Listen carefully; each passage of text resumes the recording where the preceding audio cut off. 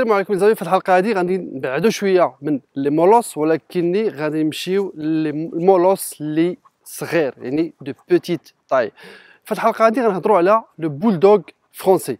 خليكم معنا حتى الاخر ديال الحلقه هذه، غادي نتعرفوا على الاصول ديال البولدوغ فرونسي وغادي نتعرفوا على مشاكل يعني الصحيه ديال البولدوغ فرونسي وكيفاش تتعامل مع البولدوغ فرونسي.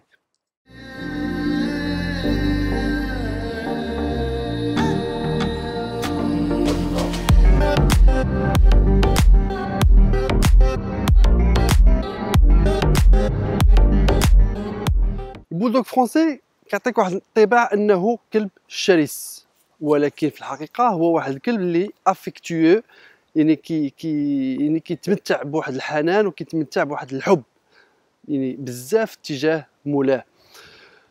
البولدوغ فرونسي يعني اللي ريكوموندي للناس الكبار. علاش؟ حيت ما كيحتاجش بزاف ديال لي زيكزارسيس، عكس الكلاب الاخرين اللي خصهم لي زيكزارسيس بزاف باش يكونوا في واحد يعني صحه جيده والعقل ديالو تيكون يعني مرتاح، يعني الكلب تيكون اوغو يعني فرحان.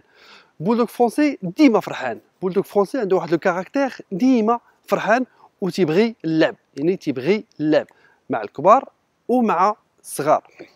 البولدوغ فرونسي يقدر يعيش في ابارتمون في دار صغيره ما عنده حتى شي مشكل، حيت ما محتاجش هو بزاف ديال لي زيسباس باش يتحرك. يعني دار صغيره، ابارتمون، دار ما فيهاش جرده ولا شي حاجه، يعني الكلب ما محتاجش بزاف ديال لي زيسباس عكس الكلاب الكبار الاخرين.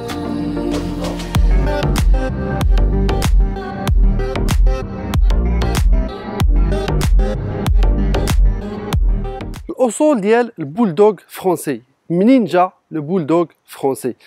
1850 من بعد ما حبسوا لي كومبا، يعني لي كومبا ديال لي شيان ولاو ممنوعين.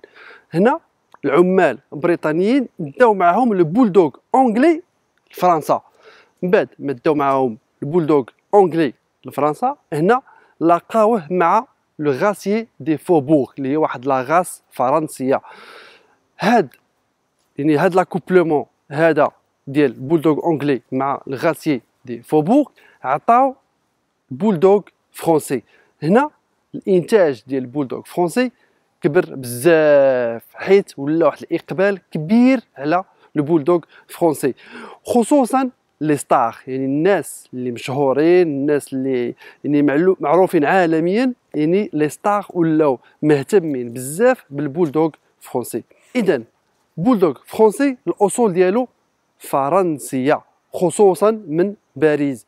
لو بوا ديال البولدوغ فرونسي كيوصل حتى ل 14 كيلوغرام عند الذكر، بينما عند الانثى كيوصل حتى ل 12 كيلوغرام. لا طاي ديال البولدوغ فرونسي كتوصل حتى ل 35 سنتيمتر، يعني 35 سنتيمتر عند الذكر، بينما عند الانثى كتوصل حتى ل 34 سنتيمتر، يعني سنتيمتر بيناتهم ماشي مشكل. المده ديال الحياه ديال بولدوغ فرونسي، بولدوغ فرونسي كيعيش اون موين ما بين 9 حتى ل 11 عام.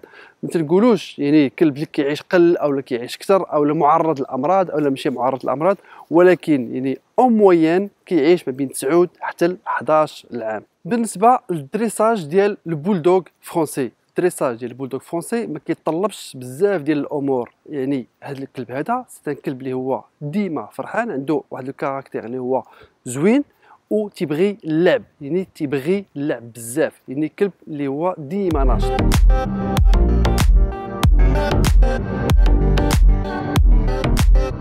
اللي خاصني نعلم ليه يعني لا البولدوغ فرونسي او لا اي كلب اخر مثلا اللي غيعيش معايا في الدار، اول حاجه اللي خصني نعلم ليه وهي لا بروبرتي، يعني الكلب خصو يكون نقي.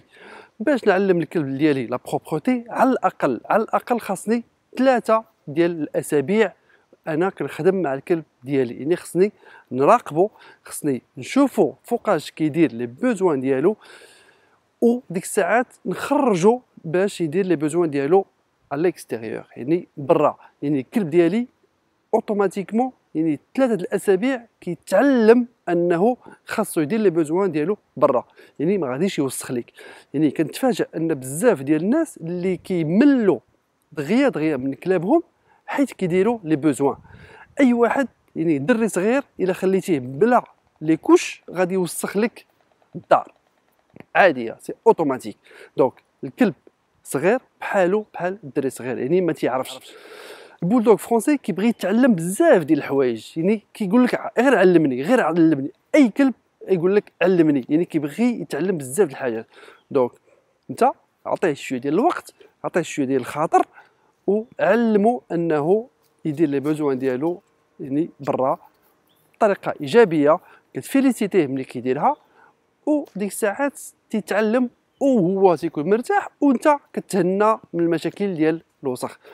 ثاني حاجه اللي خاصك تعلم البولدوغ فرونسي ديالك وهي لوبيسونس، يعني انه يطيع الاوامر ديالك. يعني كتبدا معاه الخدمه يعني ديال لي زوردر دو باز، يعني اسي كوشي با بوجي او بيي باش يجي لعندك.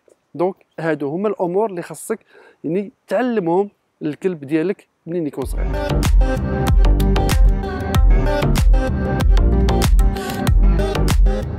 النمط ديال العيش ديال بولدوغ فرونسي. بولدوغ فرونسي يعني مديور باش يعيش في لابارتمون، يعني الكلب ديال الدار ماشي ديال برا اولا ديال السطح، الكلب ديال الدار. الكلب ما محتاجش بزاف ديال ليزيكزارسيس، يعني ماشي ضروري تخرجوا معاك بزاف ديال المرات، اولا انت الا كنتي مشغول اولا كتقرا اولا شي حاجه. الكلب يعني بولدوغ فرونسي ما تينبحش بزاف، يعني هذه حاجه مزيانه انه على الاقل ما غيصدعلكش الجيران. ثاني حاجه الكلب ما محتاجش لي زيكزارسيس، يعني تخرجوا معاك مره في العشيه مثلا اولا في الليل ضرب به دوره كافيه.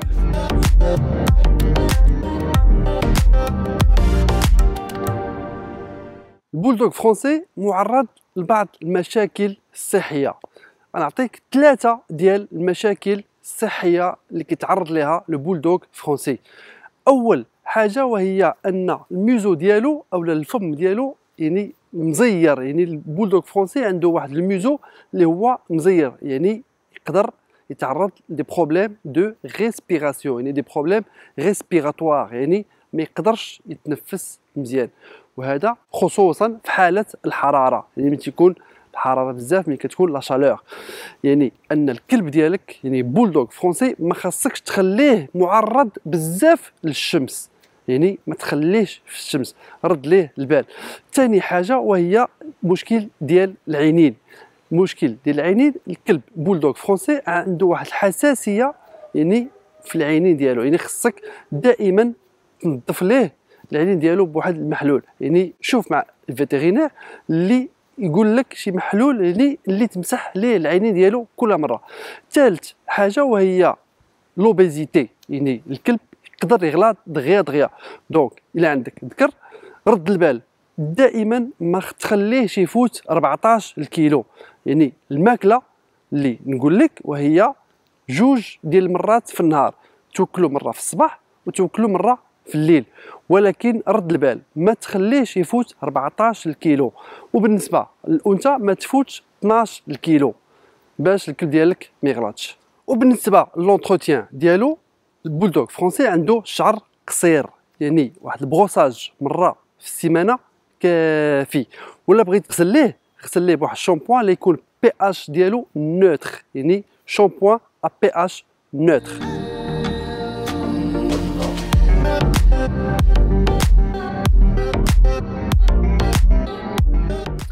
كنصيحه، البولدوغ فرونسي معروف بالتكماش اولا التجاعيد.